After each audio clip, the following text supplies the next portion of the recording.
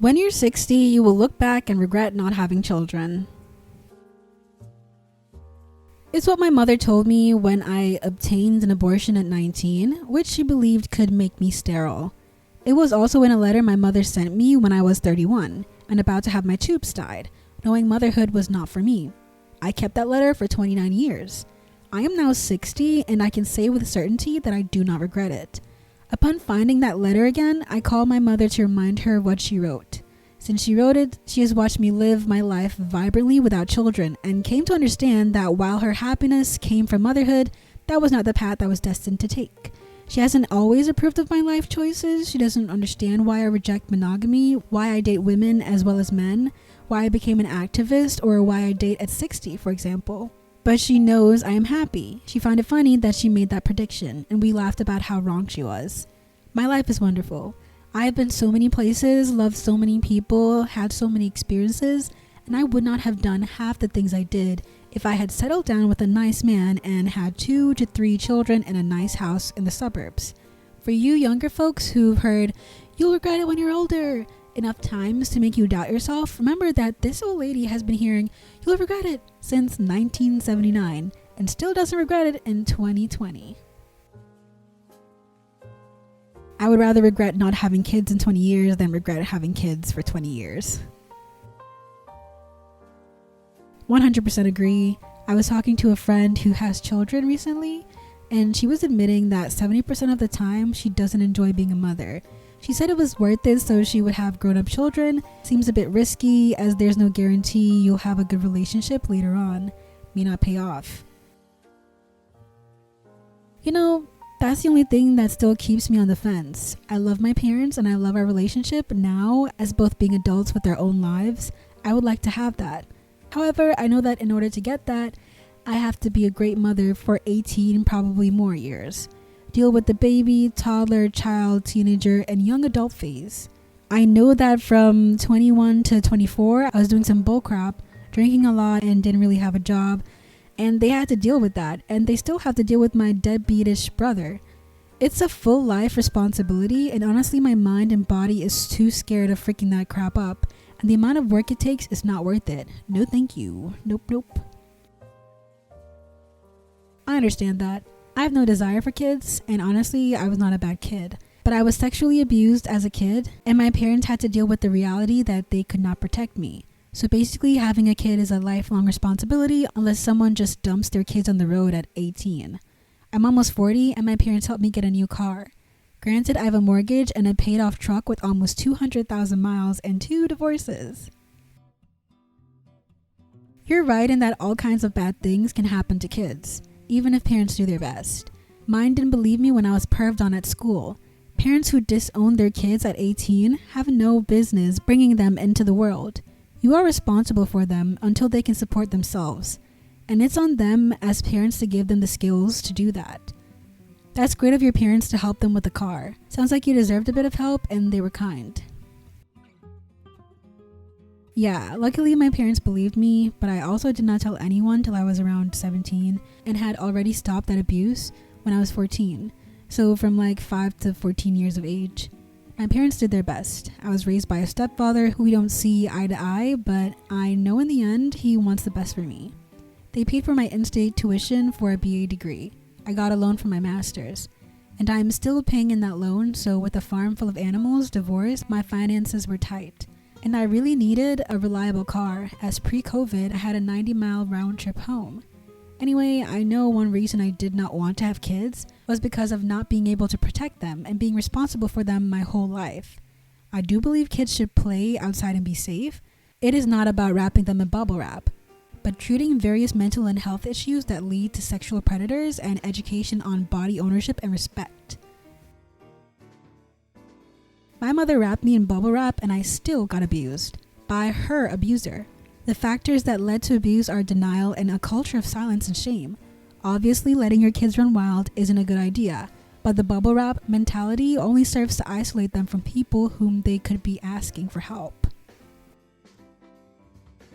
I'm 56 now, my wife is 53, no regrets yet. I'll keep you posted, winky face. I know older CF couples too, even in a couple who are probably getting close to 80. I know 5 other child-free couples. No regrets in the bunch. My sister, who called us selfish for not having kids, on the other hand, has since said that if she knew then what she knows now, she would not have had them. Her daughter was with us when she said that and was not at all upset by it. My niece has known since about age 13 that she is child-free. I seriously cannot understand how a child-free person could be selfish. Really. Selfish to whom? The literal inexistent child? It's like someone calling you selfish for not walking your dog that you don't have. Regarding selfish to whom, if I ever figure that out, I'll be sure to let you know. But it's a common bingo.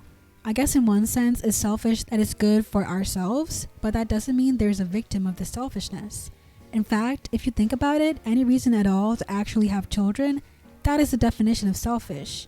You can't possibly have children for the benefit of non-existent children who may or may not prefer to have been born. You certainly can't ask the adults the potential children will become, barring tragedy, for their consent or their opinion on whether to be conceived. So by definition, breeding can only be done for reasons of the parents' choosing, not the child's. People love talking about how you'll regret not having kids, but no one wants to talk about regretting having them.